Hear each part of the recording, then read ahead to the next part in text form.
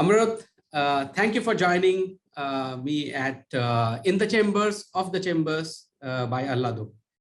It's such a privilege to have you here on this conversation. And I'm sure a lot of good insights we are going to get out of this conversation for the viewers. So my first question to you is about who was your role model to pursue legal profession? Firstly, thank you for having me over on this particular show of yours. I think I've known you now for more than 20 years, and it's been a privilege to learn from you, to work with you as well for a short duration of time, and now eventually to have this opportunity to just share some thoughts with you and your viewers as well. So I really appreciate the opportunity, and yeah, I'm looking forward to having an interesting conversation with you. Perfect. Coming to your first question on who my role model was to pursue the legal profession. I come from a family of lawyers. My grandfather was a lawyer. My father was a lawyer. My uncle was a lawyer. I have a cousin in Bombay who still is a very, very seasoned, eminent practicing lawyer as well. It's again very difficult to say that there's only any one person who may have influenced me, but I guess because growing up there was the influence of the law in the family, it became easier for me to relate to the law and therefore consider taking up law as a profession. Great. Okay. With respect to education at a reputed law college versus real on-the-ground experience, how would you look at these situations? I don't think it should be one versus the other. I think at least in my personal experience, I've benefited from both. I've had the privilege to learn at the National Law School of India University. And yet at the same point in time, I've also had the opportunity to work with some very reputed lawyers and law firms, during my internship days at National Law School as well, which gave me the opportunity to understand how the law operates, practically on the ground. And I had a bunch of very, very different and varied internship experiences that shaped my learning as well. I had the chance to intern with iFlex when you were there, and along with Bharat Mehta as well. So that was actually, in those days to intern at a software company was not something that a second-year law student would do. I just took it because it was an opportunity that came my way, and I said, "What's the harm in trying?" And then you had the other end of the spectrum where I had the opportunity to intern with Mr. Shyam Diwal, who was in those days practicing at the Bombay High Court, right. And to basically experience all kinds of litigation in his chambers for a period of 6 weeks. Those were really priceless learning experiences for me. So similar to that, I'd also worked with another law firm called Shah Desai, Dojore and Fatarfekar, and subsequently at Jaisagar, which eventually turned out to be the place where I cut my teeth as a lawyer as well. Right. So got to learn from a very bunch of very, very successful lawyers doing different kinds of work. And yet at the same time at National Law School, I also had the opportunity to learn from my teachers, to learn from my peers. So, learning happens in very, very different settings and it comes to you when you seek it out in different ways as well. So it need not be just structured learning. I think all one needs to have is an open mind, and and basically you get to absorb from people around you. Very true, very true.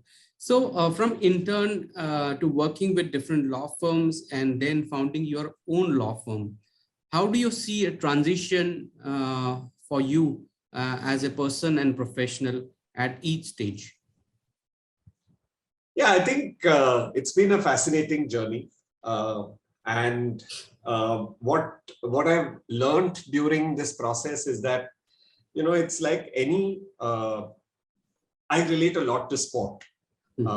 And I've always, basically tried to put myself in in a team environment, which a sporting team is possibly the closest analogy to any team environment as well. You learn so much from high performance sport, how to operate in a team, right? How to play your role within a team as well, and how does the role change over a period of time, right? And it's just like that. So when you're an intern, you're practically you're as good as, let's say, a cricketer who's making a debut in his club team or in his school team.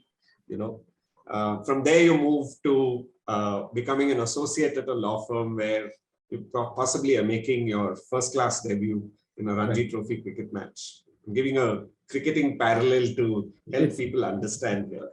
And as you become more experienced, you start to play, in the higher leagues, whether it is test match cricket or the IPL, etc. as well. And I think it's no different for any practicing lawyer. You obviously have to spend the time to hone your skill, to practice your skill in the first several years of your practice. And I think the learning journey is different for each individually. It cannot be the same, and it cannot be the same for everybody. Some people learn faster, some people take their time. In my case, it took me 8 years from the time I started, working at a law firm to eventually starting my own firm as, at GameChanger Law Advisors. I think even there, to get to that particular point, one had to really undertake a lot of different assignments, work in different environments, work on large projects, large transactions, work with the smallest client, work on pro bono matters, work on a varied range of laws, whether it's company law, employment law, technology law, sports law, to eventually also starting to do your, to do work in an industry on your own. So for instance, I didn't know too much about the social enterprises and impact investing industry until after I started GameChanger Law Advisors. And in the last decade, I've actually ended up doing a lot more work in this space than I had ever imagined.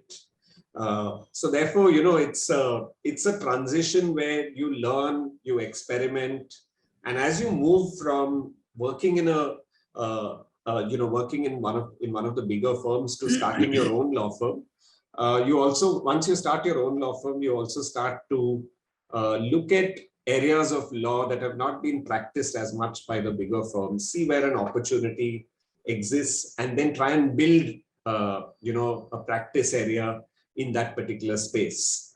And yeah, it's just about being open to trying out new things and being curious. And I think once you do that, your journey towards being entrepreneurial, can really be a fulfilling journey as well.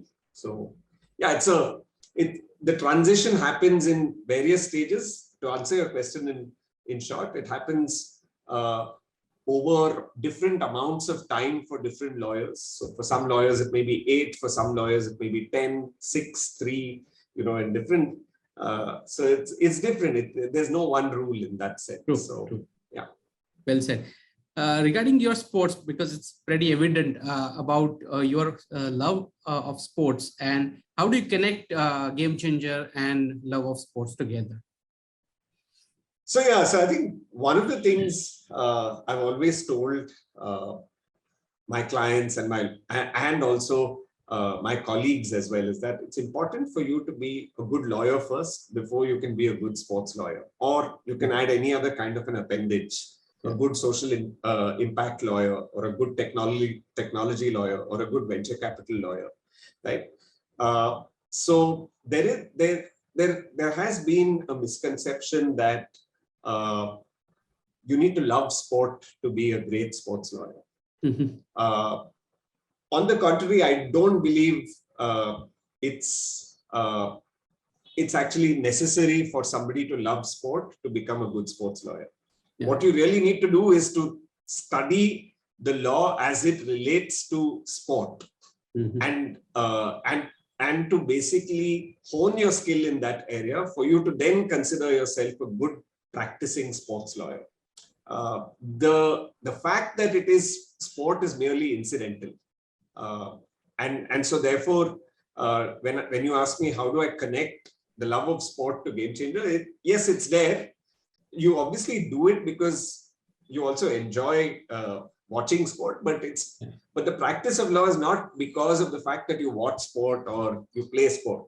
It's because you feel that you can either influence lawmaking in the field of sport, or you can represent sports persons, or you can represent teams or sports franchises, or you can represent sponsors. So there are a varied bunch of stakeholders. And to be able to do so, you need to also apply your learnings from other bodies of law, whether it's corporate law, employment law, tech law, and a whole other. There's a whole bunch of other specific, sports governance codes that you really need to learn to be able to advise your clients in the sports industry appropriately. Correct. So does this also provide you opportunity to collaborate with a few of the foreign law firms while you are catering to your clients? Yes, I think the nature of our practice is such that we've had the opportunity to work with a number of different foreign law firms. There are a number of M&A transactions and venture capital investment transactions that are cross-border in nature. And either our client has introduced us to law firms from the US, UK, or Singapore, or there has been a requirement where we have sought out US, UK, Singapore law firms proactively on behalf of a client of ours who's venturing into those markets as well. Right. So yes, so there have been several opportunities during the course of the last 10 years as Game Changer, as well as over the course of my 2-decade career, where I've had the opportunity to work with a number of different foreign law firms. So thank you, Amrut, for such a beautiful insights into the legal profession as such. And we come to the end of the In the Chambers session.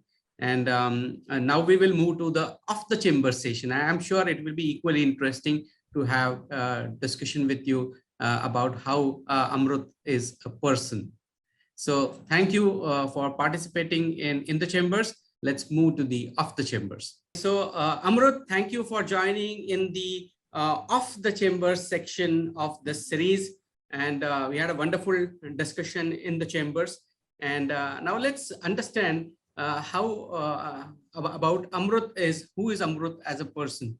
So my first question to you is about, if not lawyer, what you would have loved to be? I would love to be a cricket commentator. Ah, okay. No wonder. And have you tried that at any point of time?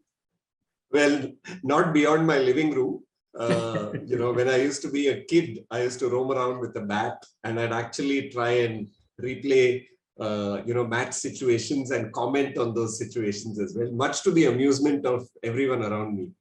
Superb, superb. Now that brings me to the topic that your wife is also a lawyer, part of the team, and she is the homemaker as well. So how do you spend time with wife and daughter?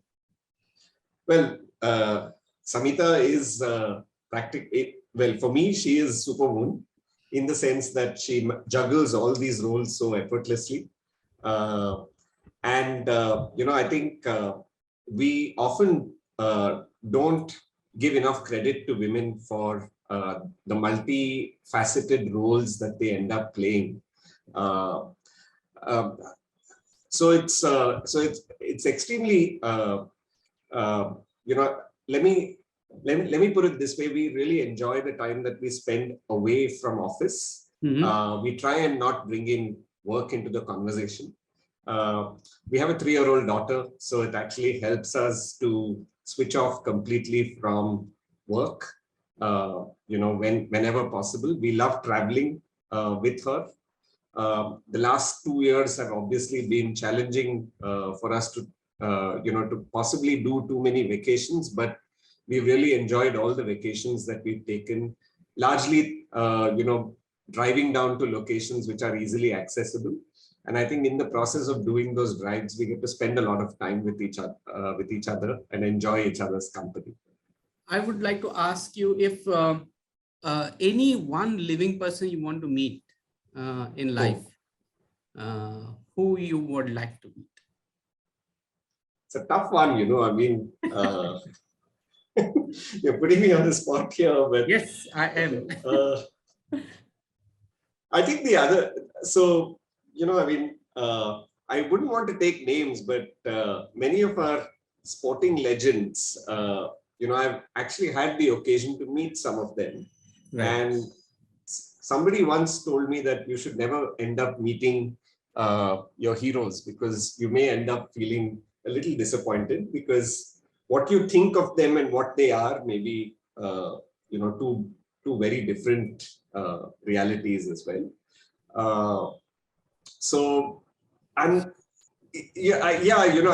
I'd love to listen in and, listen into inspirational people, but can't think of any one person who I'd say, yes, I want to go and meet. Okay. Okay, wonderful. So thank you, Amrut, for this off the chamber session. We had a small glimpse of who Amrut is as a person. So thanks a really lot. Appreciate your time for spending your valuable schedule with us for In the Chambers of the Chambers series. And it's a real pleasure to speak to you after a long time. Thank you. It's very interesting and fascinating that you found me to be interesting enough to have a conversation with. I don't really consider myself to be a very, very interesting person in that sense, but thank you for giving us the opportunity on a more serious note, and to just to share my thoughts with you as well. It's very nice of you to have done that. Sure. Okay. So here I will talk to the viewers. For viewers, if you have enjoyed this video while I speak to Amrut Joshi, please do like it, share it to your friends and family, and hit the bell notification so that you get all future videos as well. Thank you so much.